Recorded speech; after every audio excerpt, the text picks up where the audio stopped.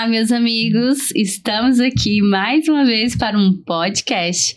Queremos agradecer a todos vocês que participaram conosco através das perguntas. E mais uma vez nós estamos aqui gravando as respostas para você, da medida do nosso conhecimento, né? Exatamente. E nós temos aqui hoje a Luísa Marteleto, uma grande amiga nossa. Olá, Luísa! Oi!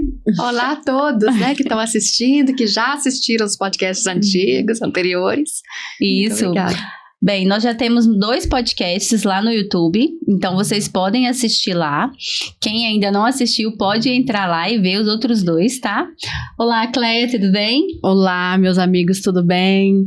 É uma satisfação imensa estar aqui mais uma vez para esse bate-papo gostoso, respondendo essas perguntas que vocês com tanto carinho nos enviaram. Muito obrigada. Vamos lá então, né? A pergunta, Luiz, é da Neide, de São Paulo. O que é o perdão na visão espírita?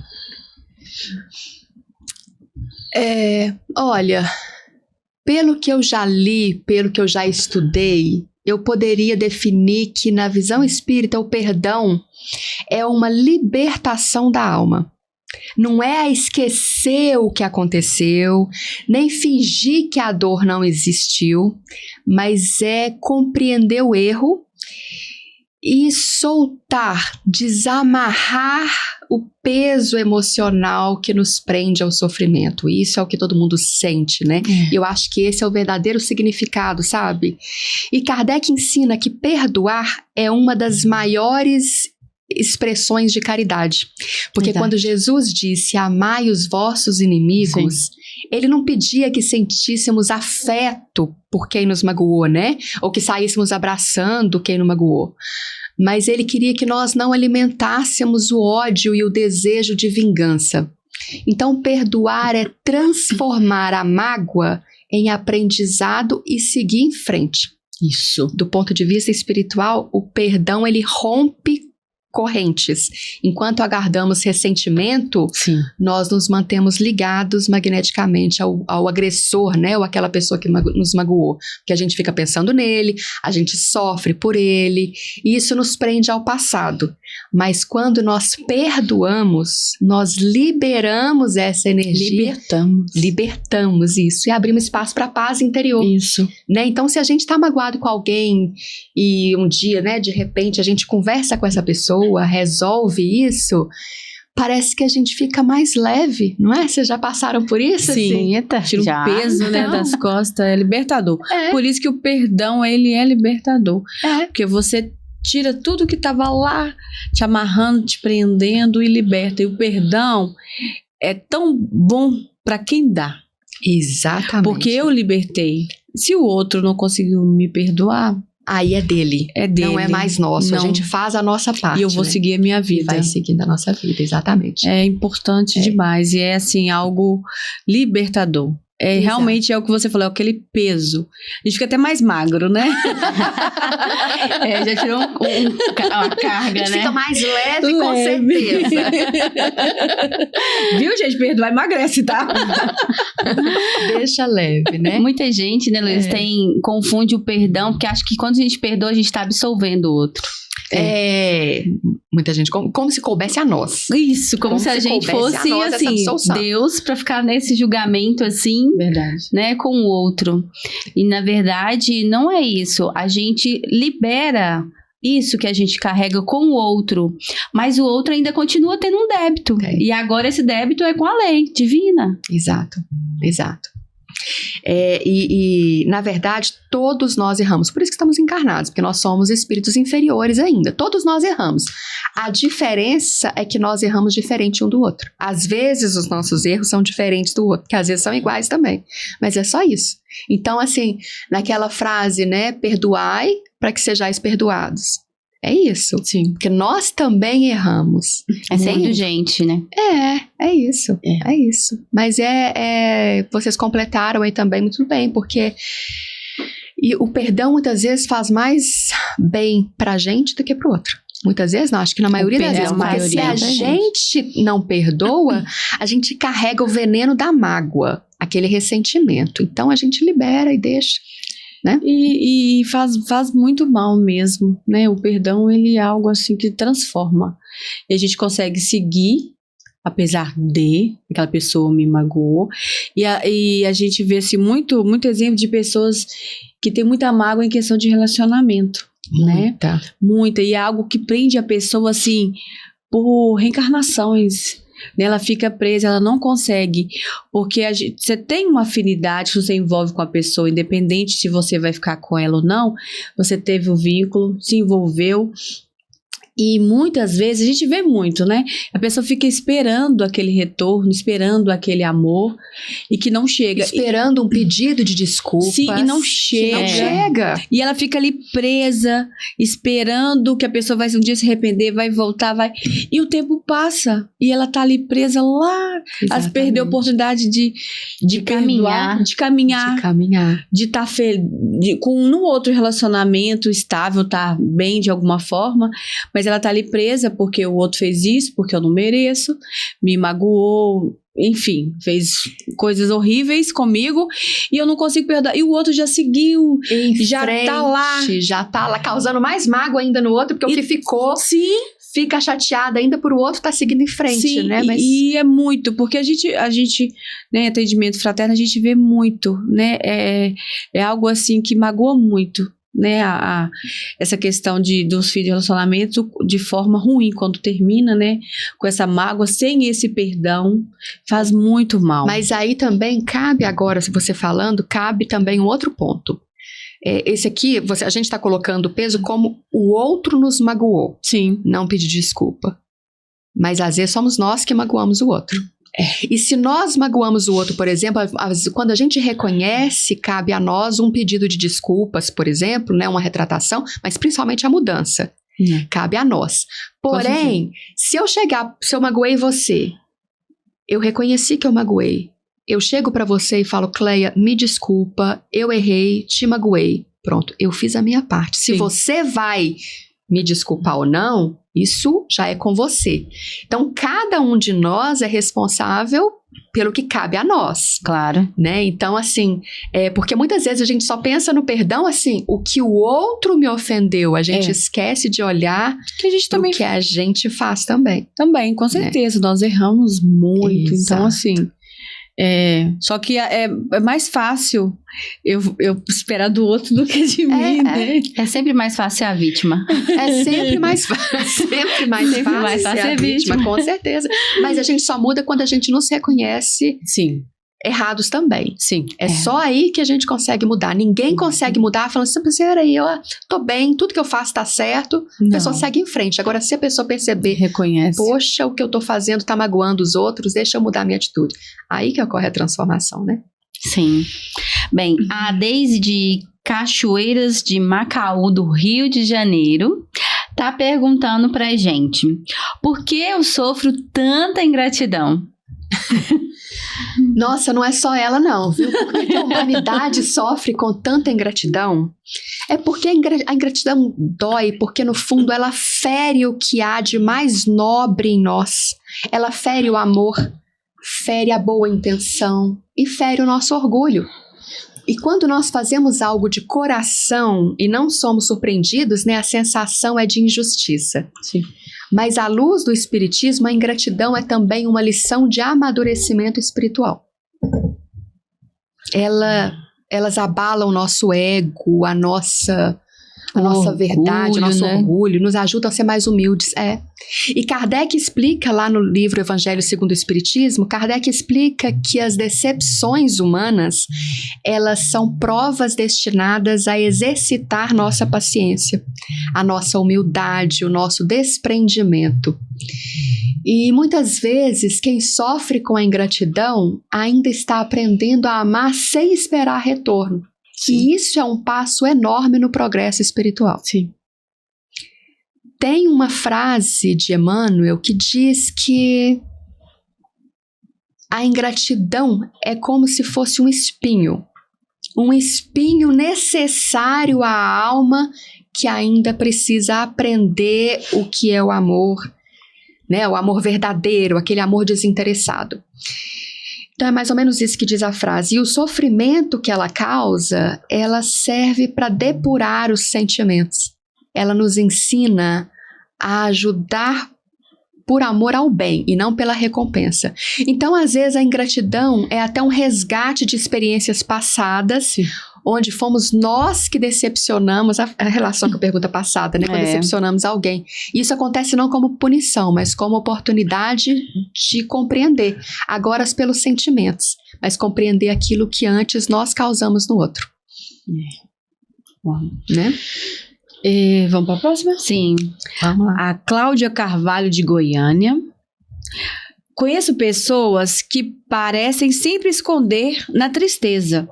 O que você pode falar sobre isso? Nossa, olha, eu posso falar que a tristeza em si não é algo negativo, porque a tristeza é uma emoção humana, sim, que todos nós sentimos em algum momento da vida. Claro. O problema é quando a pessoa se acolhe demais nesse estado, sabe? Que ela fica demais nesse estado e se sente confortável usando a tristeza quase como um abrigo, né? Uhum. Bom, segundo o Espiritismo, cada emoção tem uma função educativa. E a tristeza, ela aparece para nos fazer refletir, para silenciar um pouco, né? Silenciar, reorganizar os sentimentos dentro da gente. Mas ela deve ser um período de pausa, não um modo de viver. Então, quando alguém permanece nesse estado por muito tempo, ela pode estar carregando culpas, mágoas antigas ou influências espirituais que alimentam, né, esse estado da pessoa. E Allan Kardec também, no livro O Evangelho segundo o Espiritismo, ele explica que as dores e os sofrimentos, eles são instrumentos de progresso. Sim. E que quando compreendidos com fé, eles deixam de ser castigo e se tornam meios de fortalecimento da alma. Olha que lindo. Verdade. Né? Mas quando a pessoa se fecha, ela impede a ação dos bons espíritos, e só consegue nos inspirar quando nós nos abrimos, né? Quando abrimos o nosso coração, estamos abertos a isso. Por isso, o primeiro passo é aceitar a dor, mas logo depois procurar reagir. Sim. Sair ao encontro do outro, fazer o bem, orar, buscar atividades que envolvam, né, que dê sentido à nossa vida. A espiritualidade superior, ela nos ensina que a alegria também é caridade. Sim. Porque a alegria ilumina e contagia quem está à volta de você. Vocês fazem isso bem, viu? Vocês fazem. Já fazemos não é? Às vezes a gente está do lado de alguém triste, né? E chega alguém alegre e ilumina aquele ambiente. Então, assim, olha muda que caridade. Muda a vibração, isso, sua face também muda. Muda. O amor é uma caridade, a alegria é uma caridade, né? Tudo isso. E se a gente também, né, Luiz, a gente ficar presa nessa tristeza, vem a depressão, né? Vem outras doenças, outras coisas que vai atrapalhar a nossa evolução. Então, assim, é o que você falou, é trabalhar. A tia Marilda falar assim, olha, muito lá na reunião da assistência social, se tá triste, começa a lavar vasilha, vai lavar o terreiro, vai lavar roupa, quer chorar, chora, mas chora lavando vasilha. Chora lavando terreiro. Cortando cebola pra disfarçar. Isso. Chora fazendo alguma coisa, mas não deita pra chorar, não. Mas principalmente, o que eu acho, tá? Assim, ela tá certíssima. Mas chore fazendo bem pra alguém. Sim. Porque quando a gente olha pro mundo lá fora, a gente descobre que tem pessoas com muito mais problemas que a gente. Às vezes a gente acha que tá ruim, que o que a gente tá vivendo, né? Uma tristeza, mas você descobre assim... Que a nossa dor é imensa, né? Exatamente. Depois quando você começa a mexer com o outro, você fala assim, eita, peraí que... A gente fica até envergonhado, né? Muitas vezes sim. Ficamos. Muitas vezes sim. Porque isso acontece, a gente fala assim, nossa, mas como você... Por que eu tava sofrendo tanto por isso? Nem lembro mais de nada. É verdade. Mas é porque a dor curou esse processo. Mas na pergunta aí, a tristeza, ela faz parte da vida. Se ninguém nunca fica triste, a pessoa tem que ter algum problema também. Porque a tristeza faz parte da vida, né? Mas o se esconder atrás da tristeza isso que é o que problema. A gente não pode. Bem, vamos lá. A Flávia de Assis de Petrópolis, ela pergunta: comecei a reforma íntima, mas não estou feliz. Parece que as pessoas estão se afastando de mim e isso dói. Nossa, que pergunta, né? A gente tem que parar de romantizar a reforma íntima, romantizar, sabe, a evolução espiritual, porque ter pessoas se afastando da gente à medida que a gente cresce, dói. E isso é comum. Isso é um sinal de que a sua reforma íntima está realmente acontecendo, de que a sua mudança interior está realmente acontecendo. Porque quando nós começamos a mudar por dentro, ou seja, quando nós começamos a pensar diferente, a falar com mais cuidado, a ter mais empatia, né, evitar certas conversas, buscar o bem, nem todo mundo acompanha esse movimento. Porque foi uma decisão nossa essa transformação, mas cabe ao outro transformar também, né? As pessoas que estão ao nosso lado. Com isso a gente muda, mas às vezes o outro não, e isso naturalmente afasta as pessoas. Sim. Porque pra gente, a gente vê isso como evolução. O outro às vezes tá olhando pra gente pensando assim, lá, a pessoa tá fanática, ou a pessoa tá chata. Nossa. Ou, né? Vê de outra forma. Tá doida. Tá. Só pensa nisso, só fala disso. Só pensa nisso, que pessoa chata. Que chata. E a gente achando que tá evoluindo. Mas o outro, às vezes a gente tá mesmo, mas o outro nos olha, né? E quando a gente tá buscando essa evolução, a gente vai estar sintonizado com espíritos que estão vibrando nessa mesma sintonia. Então, à medida que a gente muda de vibração, o que já não combina mais com essa nova frequência nossa vai se afastando. Naturalmente. Naturalmente, não por rejeição, por diferença de sintonia mesmo, natural. Exatamente. Né? E tá tudo bem. A gente tem que normalizar, está tudo bem, porque toda renovação verdadeira, ela começa pela solidão moral. E essa frase que falou foi Emmanuel. Toda renovação verdadeira começa pela solidão moral. Ou seja, é um tempo em que Deus nos recolhe um pouco para que possamos nos conhecer melhor e fortalecer as raízes espíritas. E aí, depois dessa fase, né, a gente perde pessoas, mas outras chegam. Isso. Né? Pessoas mais afins, mais serenas, mais em paz, mais vinculadas a esse nosso propósito. E a gente muda, né? A gente percebe que certos ambientes, certas atitudes não cabem mais a gente. Não. E a gente fala, não pertenço mais, né? Hoje é outra coisa que eu quero fazer, outra coisa que me faz bem, outros tipos de coisas que me faz bem. E a gente não sente mais aquele lugar. A gente não pertence mais.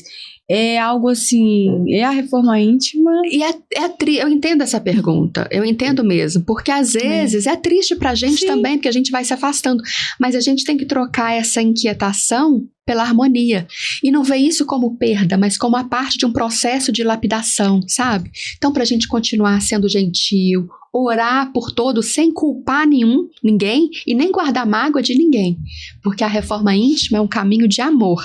E a verdadeira felicidade, ela virá quando a paz interior substituir a necessidade, né? A necessidade de aprovação externa. Mas no silêncio dessa fase, que é uma fase silenciosa, esse silêncio, Deus está apenas reorganizando os valores dentro dessa pessoa que fez essa pergunta, afastando o que não te faz mais crescer e aproximando de quem vai caminhar contigo nesse novo tempo. É doloroso. E a gente tem que parar de romantizar isso. Sim. Né? Estou crescendo espiritualmente, que lindo. Não é tudo lindo. Tem a parte linda, mas também existe uma parte dolorosa. E as pessoas não falam sobre isso. É um esforço, é um trabalho, né? Não falam sobre isso, exatamente. Mas se isso está acontecendo, é sinal de que você está realmente mudando, é sinal de que você está realmente fazendo a coisa certa. Acho que a dor principal, ela não citou quem que foi, né? Mas a dor Flávia que ela chama. Não, mas não citou, onde que é. Não. Eu acho que o principal deve ser um relacionamento a dois. Porque assim, nós, os seres humanos, de um modo geral, a gente sempre cresce, né? A gente sempre evolui, é constante. Vou colocar aqui o casal. Às vezes, um vira para um lado, mas o outro acompanha. Então, os dois continuam crescendo naquele caminho. Sim. E já não era mais o caminho inicial, porque eles mudaram. O problema é quando um muda para um lado e o outro muda para o outro. Olha. Aí fica difícil se encontrarem de novo. Isso também acontece e isso causa muita dor, porque às vezes não é falta de sentimento, mas as ideias não batem mais. Eu já conheci muitos casos de gente que passa por isso, que fala assim, eu não consigo mais, parece que já não é aquele, que às vezes a pessoa casa com o melhor amigo ou a melhor amiga e de repente esse melhor amigo já não tá mais ali, já não é mais aqueles que comungam das mesmas ideias. É difícil isso. É difícil, não sei se vocês já conhecem casos assim também, mas é difícil. Então, assim, essa pergunta, eu amei essa pergunta, porque ela é muito atual e para ela fazer essa pergunta, tem que olhar muito para dentro dela. Sim. Porque mexe com a gente toda. Eu gostei mesmo. Vocês querem complementar? Eu acho que só uma coisa, a gente não pode desistir. Não, isso, boa. Só não desiste. Independente que você está se afastando, não desiste. Permanece. Continua. Exato. A gente já não é... Mas ninguém é a mesma pessoa que era há 10 anos. Não. Sim. Ninguém. Quer dizer, não sei também se existia alguma exceção, mas é muito difícil. Não. E normalmente a gente muda. O outro também muda. E tá tudo bem. A gente amadurece também, né? Vem o sofrimento, vem as dificuldades, tanta coisa que a gente passa. E isso faz a gente crescer muito. E acaba que a gente... não vai dar tanta importância a algo que antes você... Nossa, era o fim do mundo, hoje não, porque você vai amadurecer. E quando você tá fazendo essa reforma íntima próxima a uma religião, isso vai te fortalecer, que é o que você falou. A gente sabe, a pessoa se afasta, dói, mas a gente não é mais o mesmo. E a gente está evoluindo espiritualmente. Então vai ficar quem realmente está na mesma sintonia. Quem realmente está na mesma sintonia. Exatamente. Não tem como dar espaço para o outro, porque alguns ficam para trás, mas outros chegam. Isso que é o bonito da vida. Né? E o não desistir, essa frase é importante, não desistir do caminho do bem que a gente se propôs a seguir, a entender se esse avanço nosso, né, essa melhora, qualquer palavra, essa reforma íntima é para o bem, você está meio se tornando a pessoa melhor, então não desiste não. Está no caminho certo. Não desistimos, jamais. Olha, a gente tem uma pergunta agora da Raquel Tavares, de Vila Velha, Espírito Santo. Já errei muito e acho que Deus não escuta as minhas orações. Peço aos outros para orarem por mim. Isso é errado? Pedir os outros para orar pela pessoa? Não é errado de jeito nenhum. Né? Pedir que... pelo contrário, não é errado de jeito nenhum. É um ato de humildade e até de fé. Agora é importantíssimo que eu fale aqui, né, que eu lembre você, que eu lembre quem perguntou, que eu lembre a todos, que Deus nunca deixa de ouvir nenhuma oração, especialmente quem fala com sinceridade e arrependimento. Sim. Pelo contrário, não tem aquela parábola das ovelhas, né, perdidas? Desgarradas. Isso. E aí o pastor larga tudo para encontrar aquela ovelha perdida. Sim. Né? E quer vitória, e que diz que há mais vitória, mais alegria no céu quando essa ovelha retorna. Então a oração de uma pessoa que estava afastada, essa oração é celebrada com louvores, né? E ela fala, né, já errei muito e acho que Deus não escuta as minhas orações. Mas sempre escuta e todos nós erramos e a misericórdia divina é infinita. Exato. Então assim... É a reforma íntima. E às vezes a gente acha que não, que tipo, como nós já pecamos muito, a gente se sente assim um grande pecador e que essa nossa oração não vai ter importância nenhuma, mas é o que você falou. Vou pedir você para orar por mim, mas eu também vou ser sincera e vou orar.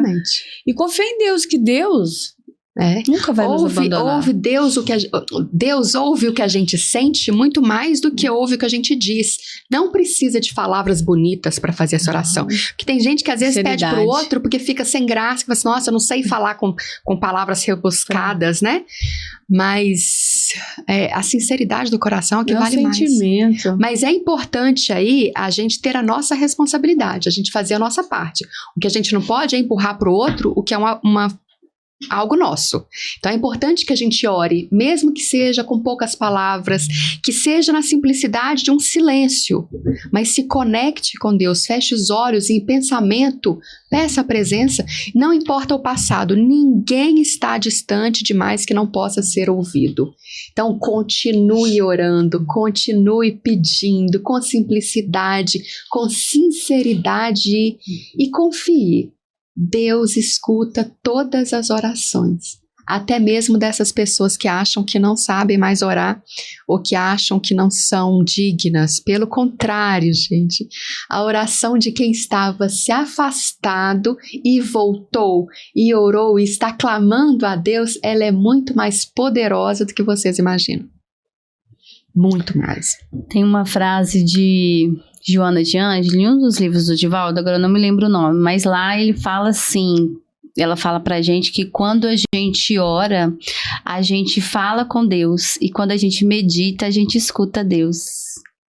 Então pra gente ver que às vezes a gente faz a oração, mas não tá ouvindo o que Deus tá falando com a gente, porque tá tudo turbulento aqui dentro, na cabeça da gente, na nossa mente, sinais, né? Sabe? Então a gente precisa se acalmar, silenciar mesmo, para que a gente possa ouvir, porque todos nós somos instrumentos de Deus. Então de alguma forma você vai receber aquela resposta de Deus, seja através de uma mensagem de WhatsApp, seja através aqui, ó, do podcast, né, que você tá vendo, de alguma forma vai ter a resposta. Mas se a gente estiver com a mente tão tumultuada, a gente não consegue ouvir, entender, poxa, isso é pra mim. É exatamente. Então a gente tem que silenciar, de preferência a gente conseguir meditar 5 minutinhos, 3 minutos, 2 segundos, alguma coisa pra gente poder já, é verdade, porque é muito difícil, não é? Muito. Porque de alguma forma a gente precisa pra gente poder ouvir. Mas o início da meditação que é o mais difícil, porque às vezes a pessoa fala, eu tenho muita dificuldade. Gente já fala. Muita. Meu Deus, eu não consigo meditar, mas é uma continuidade, não é que a gente tem que colocar o propósito. Vamos meditar? Vamos. No primeiro dia, muito provavelmente você vai começar e o pensamento vai vir um monte de coisa. A gente tem que reconhecer que o pensamento tá fora e fazer, opa, peraí que agora é hora de pensar nisso aqui. Aí o pensamento normalmente começa, né? O cérebro, ele é traidor, né? Ele acha que fala assim, agora eu vou pensar em nada. Ele lembra de problemas, lembra de dívida, lembra do que a gente não fez na casa, lembra de um monte de coisa. Tudo junto e misturado. Mas aí a gente tem que ter o propósito para ser, opa, volta cérebro, vamos colocar aqui e continua nessa meditação.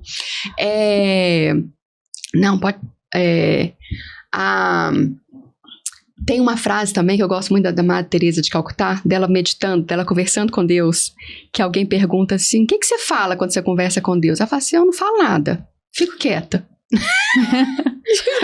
Deus já sabe de tudo. Eu só escuto, não falo nada, só escuto. E aí pergunta, mas o que Deus fala com você? Ele também não fala nada, só escuta. Então, ou seja, é o silêncio, essa troca. Silêncio, fantástico. No silêncio existe uma oração belíssima. Às vezes, por isso que a meditação é tão importante, porque é a oração do silêncio. E isso é poderoso também. Às vezes a gente precisa aquietar a mente e o coração. Por isso que às vezes nas casas espíritas vem escrito assim, o silêncio é uma prece. Mas às vezes a gente fica achando que é esse silêncio da gente não falar. Mas é esse silêncio aqui. Também, mas esse é o mais difícil, amiga. Esse é o mais difícil. Eu acho que a Camille parar aqui não vai dar, não. Parar do lado de fora é mais fácil do que parar. Eu acho que a Camille Familhão, não sei se vai me corrigir se não é.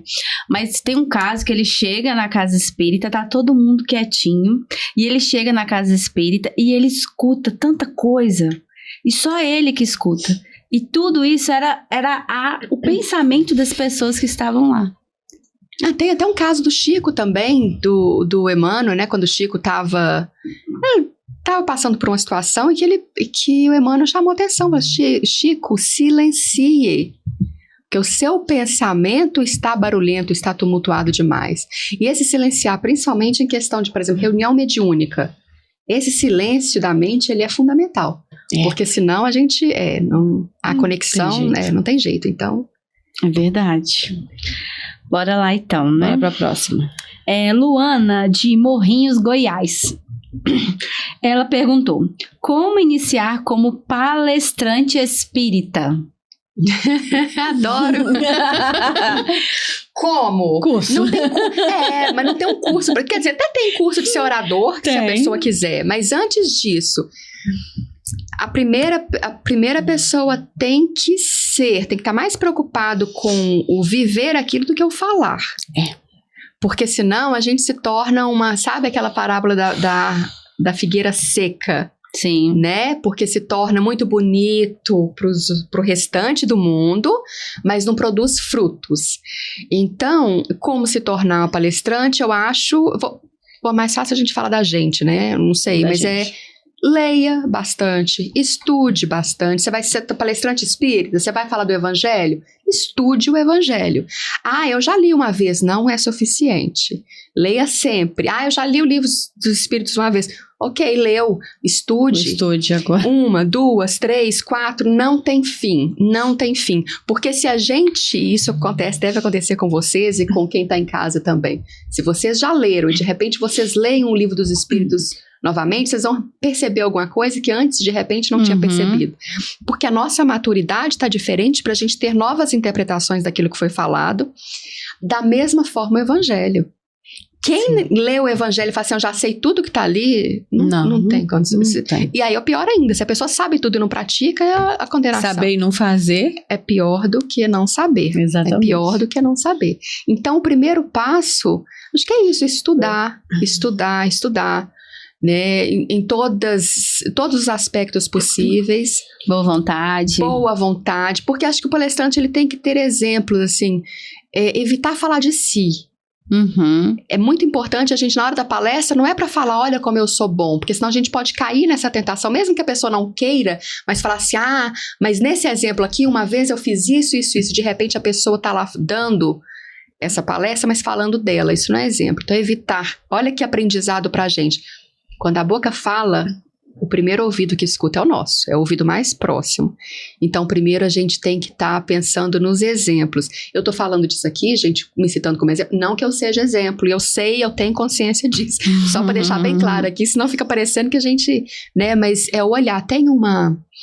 Vocês me lembrem aqui, tem no livro, não lembro qual que é o livro não, mas Humberto de Campos conta uma história que eu acho muito bacana, acho que é até válido citar aqui, que é de uma pessoa, de um palestrante, que ele sempre, depois das palestras, ele usava palavras bonitas, histórias bonitas, aí depois das palestras, sempre as pessoas vinham conversar com ele, falavam assim, nossa, mas que palestra bonita, e elogiava, e ele ficava todo, né, cheio de ego, de vaidade, mas tinha uma pessoa que não vinha conversar com ele, um homem que sentava lá no fundo, acabava a palestra, ele ia embora, nunca conversou, nunca chegou para ele para falar das palestras dele, quanto que era bonito, nunca falou nada. E aí o palestrante ainda pensando, falou assim, ele não deve entender nada do que eu tô falando, por isso que ele não veio falar comigo. E aí olha como é que a vida é. Humberto de Campos conta que certa vez esse homem sumiu, não apareceu mais, parou de ir. Então pronto, ele falou, se esse homem não entendia mesmo, então pronto, parou de ir. E passado mais alguns anos, esse palestrante desencarna e foi para o umbral. E qual não foi a surpresa dele que depois de um tempo, quando ele foi resgatado, a pessoa que foi resgatá-lo era aquela pessoa que assistia a palestra e nunca falou nada com ele. E ele ainda assustado falava assim, mas você tá vindo aqui me socorrer? Como assim? Você nunca falava nada, você nunca via nada, ficava sempre quietinho lá e eu tava ali como palestrante. E aí esse homem falava assim, porque enquanto você falava, eu fazia. Colocava em prática. Eu colocava em prática.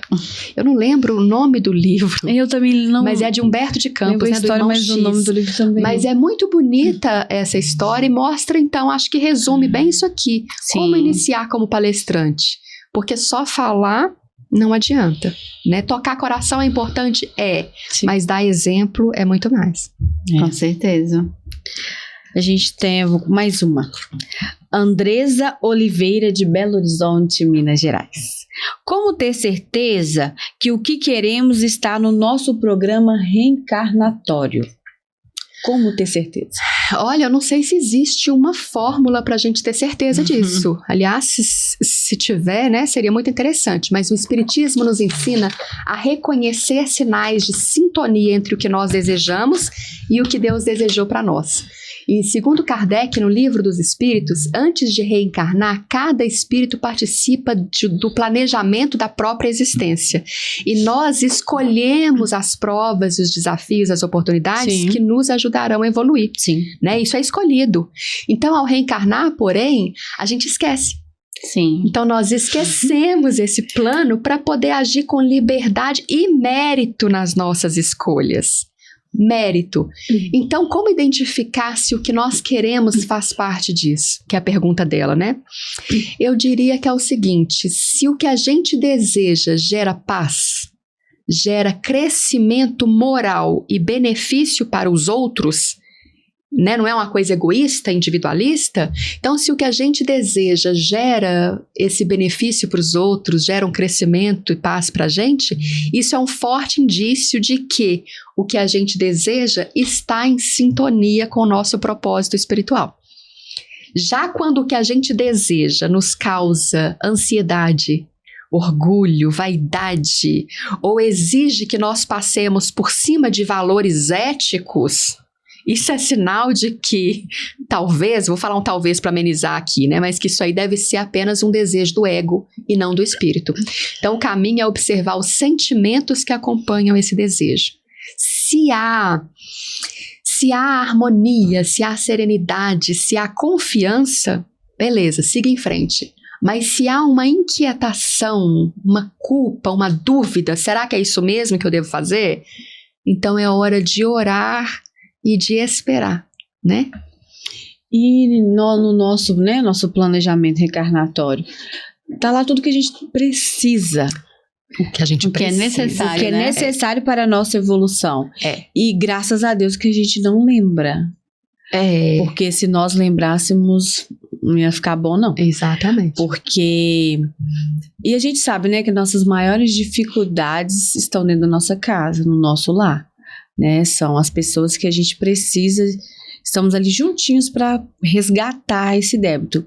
E graças a Deus que a gente não lembra, porque senão ia dar uma coisa, não ia ficar muito bom. Exato. E é o que a gente necessita. Eu brinco muito que quando acontece alguma coisa assim, bem pesada, eu falo, bati no peito e falei, manda. Joga tudo. É isso. Vou pagar tudo de uma vez. Não volto aqui. Não quero ficar mais negativo, nem pelo amor de Deus. Não, eu falei, não é possível. Aí quando alguém conta alguma situação, né, que a gente fala assim, essa daí falou, manda tudo. 3 listas lá, ela falou, pode vir que eu vou pagar. E assim, porque tem coisa que a gente fala assim, não, eu não pedi. Nunca, em sua consciência, pediu uma coisa dessa. Mas pediu. Igual a tia Marida fala muito, achando, tendo certeza de que você ia dar conta. E aí a tia Marida fala muito nas palestras, você não pediu não, você implorou. Deve ter implorado mesmo, é verdade. Então, assim, que bom que a gente não lembra, porque, nossa, meu Deus, imagina. Tem uma história, é sobre mediunidade, é mais voltada para mediunidade, mas eu acho que cabe bem aqui para ilustrar. Posso falar essa história? Claro. Que é uma história do livro Instantes da Vida, a história de Alberto Almeida. Eu não vou lembrar com detalhes essa história aqui agora, tá? Assim, toda. Mas assim, parece que no plano espiritual, Alberto Almeida, ele pediu várias coisas. Ele falou assim, nossa, na vida passada eu tinha tudo materialmente, não dei valor, então eu quero voltar pobre, muito pobre. Sim. Na vida passada eu tinha saúde, não dei valor, eu quero voltar com muito problema de saúde, quero voltar deficiente. Na vida passada eu tinha família que me apoiava, eu quero ser desprezado pela minha família. Mas começou a pedir um monte de coisa, Ele pediu inclusive a lepra. Jesus. Você ter noção, achando tipo assim, quero vir com tudo, porque normalmente esse bateu no peito. Esse bateu no peito. Porque normalmente a pessoa quando pede tudo, ela acredita, tipo assim, vou dar conta tranquilo. Com certeza. Pediu tudo. Com certeza. Pediu numa carta no plano espiritual, vem lá nesse livro, vem falando que tava uma carta. E os espíritos falaram assim, não vamos atender a nada disso. Ao invés de lepra, ele voltou saudável, numa família com bens materiais, numa família que o apoiava em tudo. Fantástico. Assim, voltou com tudo. A única coisa é que aos 30 anos de idade, ainda deu 30 anos livre para ele, mas que aos 30 anos de idade, ele desenvolveria a mediunidade de cura. Tá? Então, ele iria, aos 30 anos, ele começaria um trabalho sem fim para curar as pessoas. Olha que coisa importante. Fantástico. Aí ele começou a trabalhar no centro espírita e começou a fazer esse trabalho de cura. 2 anos depois ele parou. E aí uma pessoa foi nesse centro, estava com o filho assim, quase morrendo, né, a criancinha quase desencarnando e precisava de uma pessoa, e foi no centro espírita, descobriu que tinha uma pessoa lá que fazia, mas aí bateu lá no centro, né, e a pessoa disse, pessoal, olha, ele não atende mais. E ela pedindo, por favor, me ajuda, é o único que pode salvar meu filho, né? Minha única esperança agora. E ele, sensibilizado, fez uma coisa até que normalmente não se faz, ele passou o endereço dessa pessoa. Falou assim, olha, vai lá e conversa com ele. E essa mulher foi. E quando ela chegou lá, esse homem, né, Alberto... Falei Alberto Almeida, mas é Alberto Nogueira, o nome dele. Alberto Nogueira, ele estava vestindo um pijama listrado. E aí, esse detalhe é importante só no final aqui, mas ele estava vestindo um pijama listrado e ele conversou com a senhora e falou assim, eu não posso fazer nada. Era algo gratuito para ele não precisava fazer nada, era simplesmente a boa vontade. E ainda ele falou que não pode fazer nada, a mulher implorando para ele curar o filho, e ele falou assim, você já viu alguém que trabalha de graça? E aí ela na hora falou assim, não. Ele falou assim, pois é, só os burros trabalham de graça. E eu não sou um burro. Boa noite. Nossa. E aí mostra o seguinte, uma pessoa que pediu tudo, bateu no peito, né, nessa coisa, mas a única coisa que foi cobrada foi distribuir um amor e ele foi incapaz, porque ele estava trancado, aprisionado nas grades, nas listras do seu pijama, né, nessa prisão dele, do ego, enquanto ele podia olhar para o outro. Então, assim, nessa pergunta aí, o meu receio também, né, isso, é que nós estejamos também aprisionados no nosso ego e deixando de fazer o bem. Então, qual que era a pergunta mesmo? Eu já até perdi, mas que era mais ou menos isso, como né? Como ter certeza que o que queremos está no nosso programa reencarnatório. A gente fugiu um pouquinho dessa, além, né, dessa pergunta aí para responder, mas então, nesse caso, tudo que a gente vive, a gente implorou, como disse a Marilda, a gente pediu para vir, e às vezes quando acontece a gente não quer. A gente vem com o ego falando mais alto. Mas nessa resposta aí, vamos trabalhar pelo bem. E tudo que vier com sentimento de paz, né, trazer harmonia, trazer bem para a humanidade, não para uma pessoa específica, mas para várias pessoas, isso é o trabalho no bem. E tem uma pessoa que eu gosto muito que fala que a nossa missão é nos cristificar, ou seja, nos tornar o mais próximo de Jesus Cristo. Sim. Então, sabe, às vezes a gente pergunta o que Jesus faria se estivesse no meu lugar. Se o que a gente está fazendo seria uma ação que a gente pode fazer, eu imagino Jesus fazendo isso, tá certo. Tá mais certo. Vamos continuar. Vamos continuar. Tá no planejamento aí. Sim. Acho que é por causa do esquecimento, as pessoas, quando a gente chega aqui, que a gente tem esse esquecimento, aí a gente quer outras coisas, né? Mistura. O mundo material, né? As delícias, os prazeres mundanos, eles são prazerosos. É por isso o nome. Sim. Mistura. E vale chegar lá, quando perguntar, abrir aquela tela e falar, mas eu esqueci, vale? Esqueci tudo que eu prometi, vale? Mas se fosse só essa pessoa que tivesse esquecido o resto todo lembrado... Mas a gente tem o esquecimento, mas tem o sentimento. Sim, o sentimento a gente carrega. Sim. Porque a moral tá dentro da pessoa. Sim. Não vai adiantar a gente falar que só esqueceu, não vai dar. Não adianta não. Não vai dar certo. Não adianta não. Não vai dar certo, gente. Essa desculpa não deu certo não.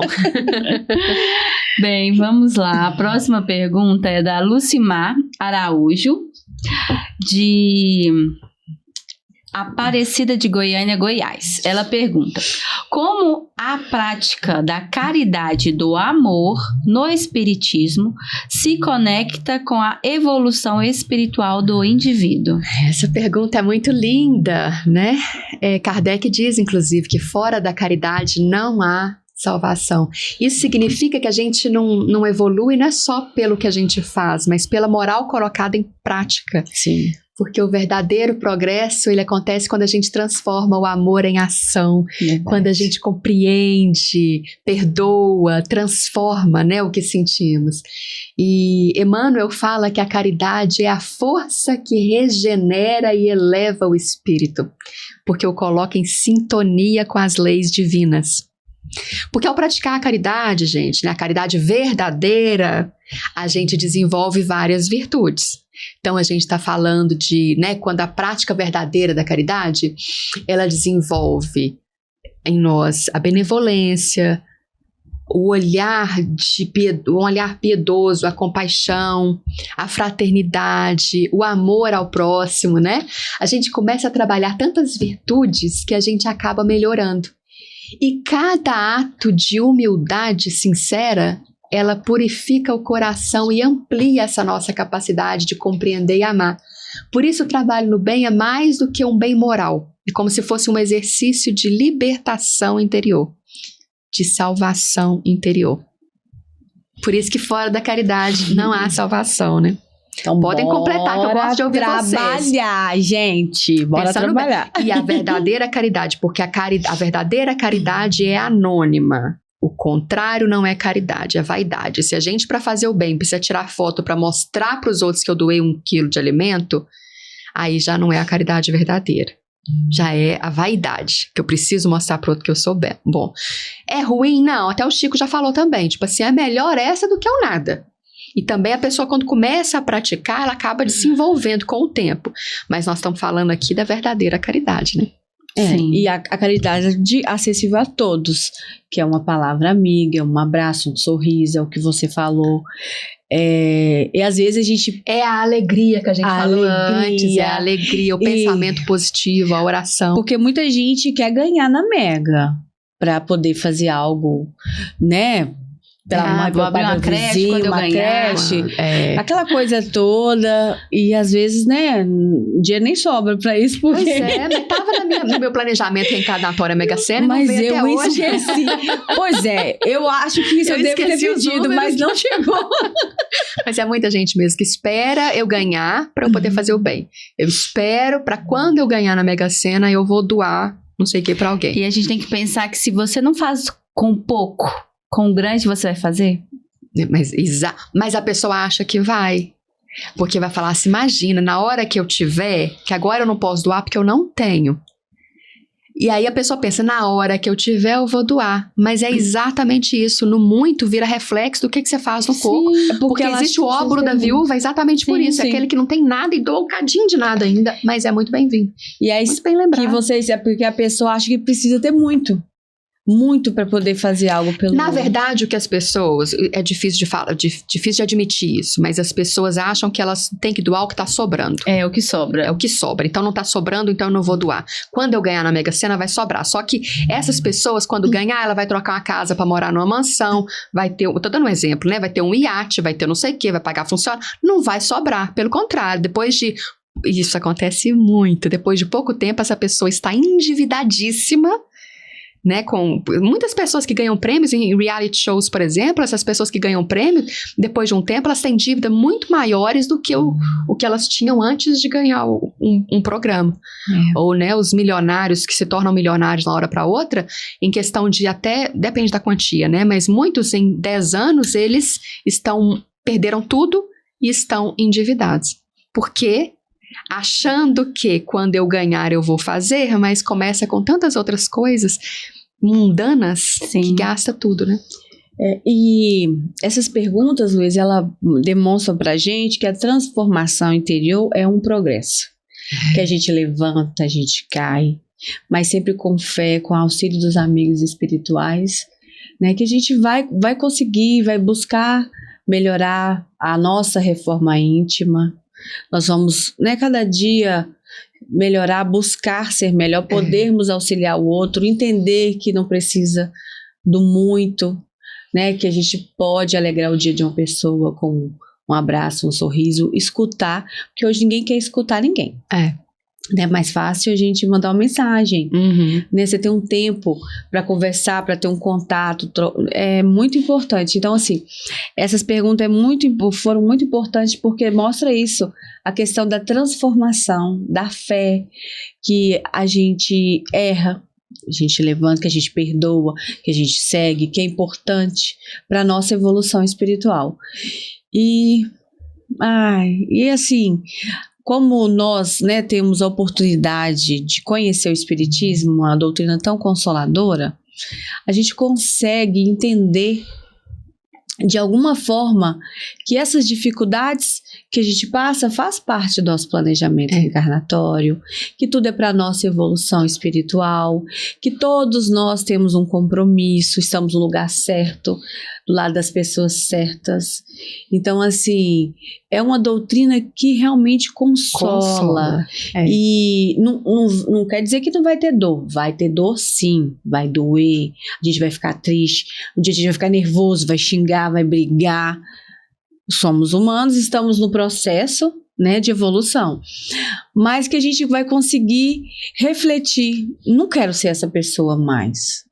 Quero ser melhor, eu vou buscar ser melhor, e com o tempo a gente vai conseguindo, e isso através dos trabalhos, através da caridade, de ter prazer de fazer algo pelo outro que é muito mais importante para você, porque você vai se sentir realizado em saber que você fez pelo outro, para você foi tão pouco, mas para o outro foi tanto, que ele nunca teve aquilo, e ele se sentiu especial, amado, valorizado.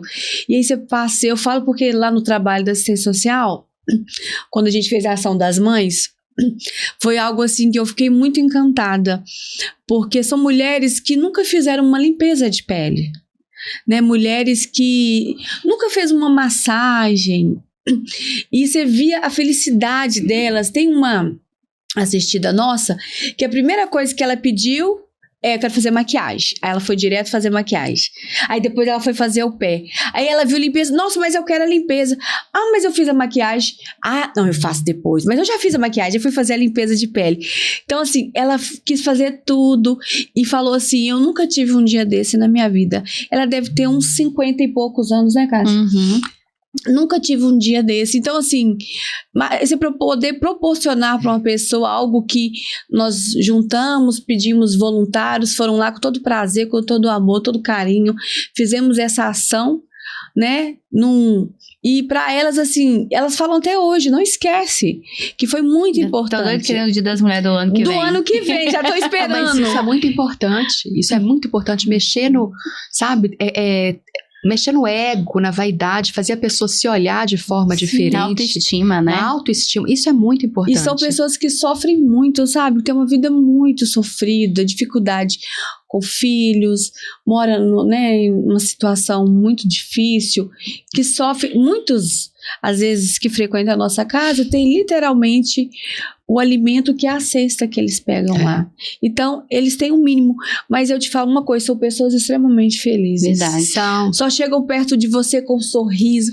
Nossa, tá linda! E brinca o batom. Sabe, são pessoas assim que você fala assim, nossa, todo mundo pode fazer algo, sim. Todo mundo pode. Você, pelo outro. Sempre. Você tá me lembrando, vou fugir um pouquinho daqui, mas desse que às vezes a gente faz um pouquinho, né? O que você mencionou aí, às vezes a gente faz tão pouco e pro outro é muito.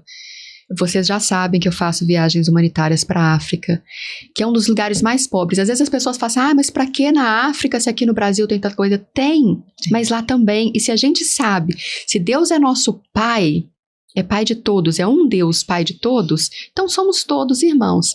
A pergunta é por que não ajudar na África? Só porque está longe?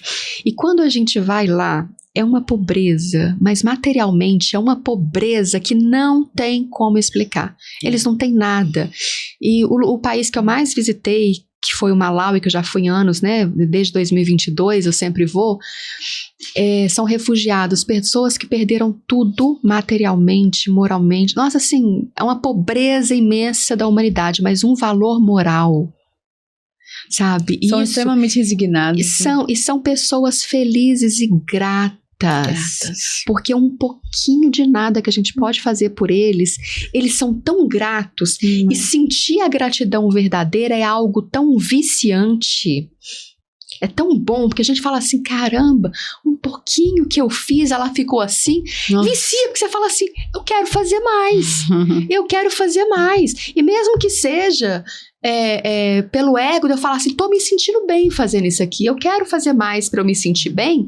O que também é um sentimento humano, não estou valorizando, mas também não estou desprezando esse sentimento.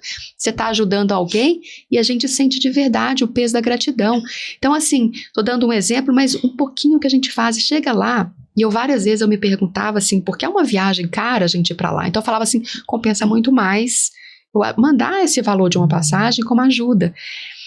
E a gente ouvir exatamente a transformação da pessoa e a minha, o principal, porque a gente não pode mudar o outro. Você consegue mudar seu marido? Você consegue? Não, a gente não consegue, mas a gente pode mudar a gente. E a gente muda através dessas experiências.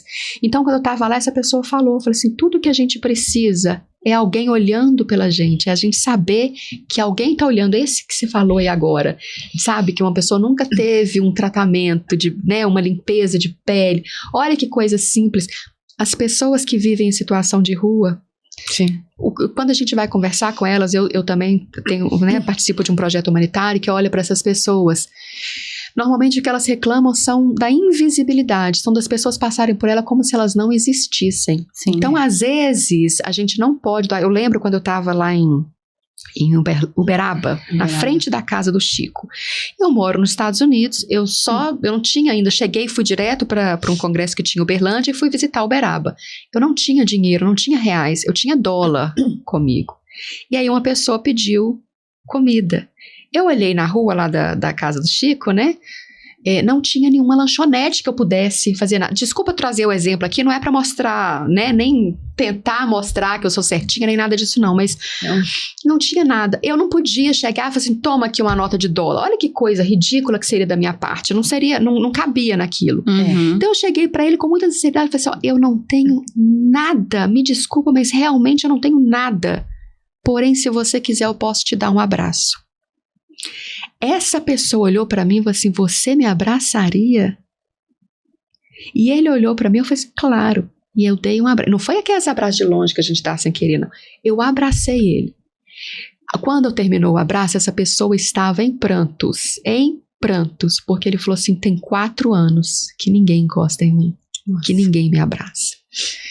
E aquilo mexeu muito comigo, e naquele dia eu realmente senti, vendo aquela pessoa olhando para mim e agradecendo, eu falei assim, caramba, como que a gente nunca é pobre demais que não possa oferecer nada. É verdade. Porque a gente sempre pode oferecer um sorriso, ou um abraço, ou a pessoa às vezes não quer um abraço, mas não quer...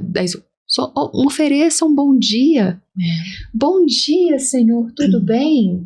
Olha, que Deus te abençoe. Sabe, ofereça um sorriso, ofereça um olhar que mostra assim, eu te vejo, eu me importo. Isso é transformador. Isso não precisa da ação material, porque a caridade a gente pensa muito no material. No monetário. Sim. Mas a caridade ela pode ser de pensamento, de orações, de falas. O que modifica, o que é o principal aqui é o nosso desejo. Se está no coração, é o que é o principal. Sim. Fantástico. Bem, queremos agradecer a todos vocês que participaram aqui conosco, que assistiram o podcast. A Luísa, muito obrigada, viu? Eu que agradeço, já deu o nosso tempo, né? Sim, obrigada, Cleia. Nada, eu que agradeço a oportunidade, agradeço o carinho, as perguntas. Fantástico, nós vamos seguir. Então vamos que vamos. E quem quiser, eu vou deixar aqui, Sim. Quem quiser... Pode deixar no comentários mais perguntas, Ótimo. Porque a gente vai gravando mais Isso mesmo. podcasts, sempre para responder, tentar responder, vamos nós aqui, dizer, mas então comentem, compartilhem. Isso, manda pra família toda, viu, gente? Vamos fazer a caridade aí da divulgação do espiritismo. É caridade também, nós estamos falando de caridade. A oportunidade vocês estão tendo. Obrigada a todos, até a próxima, gente. Até mais, tchau, tchau.